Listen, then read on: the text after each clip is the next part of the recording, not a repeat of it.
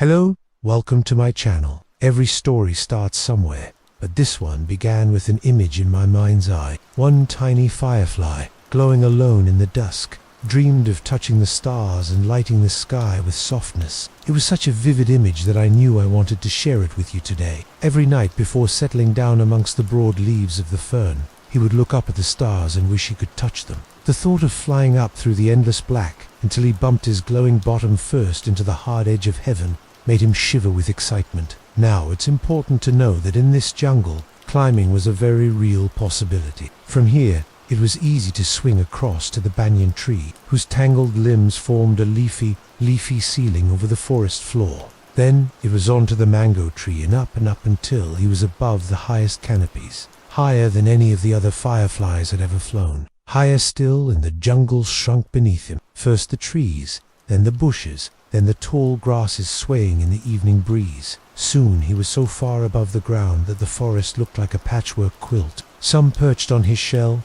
some curled up beside him, some simply nestled against his warm glow. And the little fly felt fulfilled. Startled awake, the little fly watched as each creature unfolded its wings and flew away, taking its dreams with it. As the sky began to lighten, he started his journey down. "I saw the most wonderful things," he whispered. "I saw the sky like I'd never seen it before. I helped lost dreams find their way home, and I made new friends." It was slow going, since he had to wait for each tree to wake and uncurl its sleeping branches. But finally, after what felt like forever, he reached the fig tree in his cozy den amongst the leaves. At last, he was doing something special, something only he could do, being a safe haven for dreams in the darkness. That's because all the trees were connected by a hidden network of branches, roots and vines, a sort of natural zipline system that ran through the whole forest. If you knew where to grip and where to let go, you could travel from tree to tree without ever touching the ground. At the sight of the little fly,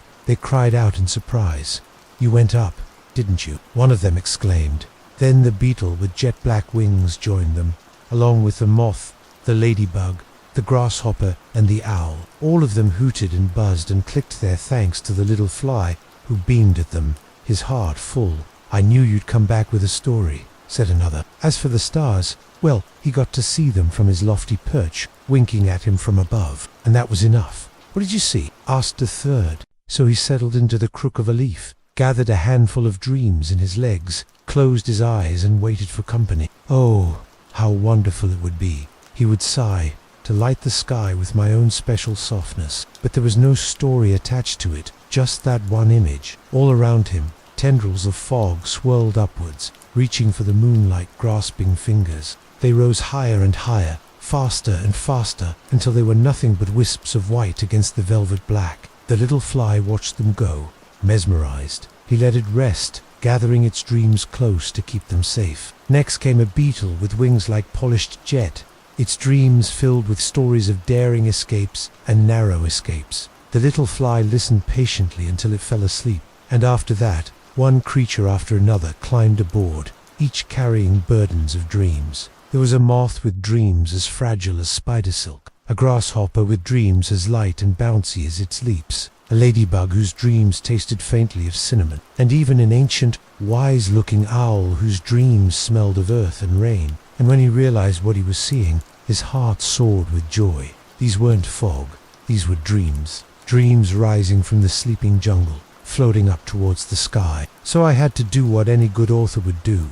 I created one. Here we go. Once upon a time, in a prehistoric jungle where night falls fast and thick vines curtain the world into light and dark, there lived a small firefly. This little fly wasn't like the others. While they zoomed about from leaf to leaf, chasing dinner and delight in equal measure, he preferred to drift. He liked floating along on air currents, riding the breeze as high as he could towards the soft brush of twilight. But back then, before all the neon lights and skyscrapers, the jungle at night was a terrifying place. The usual chirps and buzzes fell silent once the sun dipped below the tallest trees, and whatever replaced them sounded scary. Even the friendly fireflies turned their backs on the darkness, refusing to fly above their cozy ferns unless absolutely necessary. The little firefly didn't understand this fear because it was naturally brave. curious, kind, and gentle. When the other fireflies scolded him for not being careful, soaring too near the hungry beaks of nocturnal predators,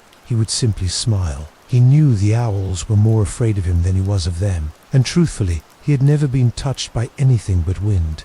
But he did have a dream. Now, you may think that a firefly wanting to light the sky is silly, maybe even a little bit mad. So one night, while the others cowered beneath their leaves, he started his climb. He started his climb on the branch of a large fig, its broad leaves making a perfect hiding place. But there was still no sign of stars. Disappointed, he turned back, preparing to glide home. But then something strange happened, and then he understood. He might not be able to light the sky, but he could be a lantern in the night, a beacon for lost dreams to rest upon.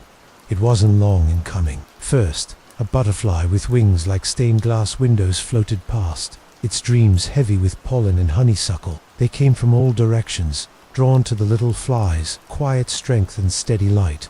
Then, as the night deepened and the first pale fingers of dawn touched the trees, they all woke. The other fireflies had already woken and were beginning their day. He smiled at them, tired but happy. As if to prove his point, the butterfly with stained glass wings fluttered past, dipping its head in greeting. From that day on, whenever night fell and the dreams began to rise, the little fly climbed to the highest branches and welcomed them all, becoming the lantern in the night that the fireflies had always needed.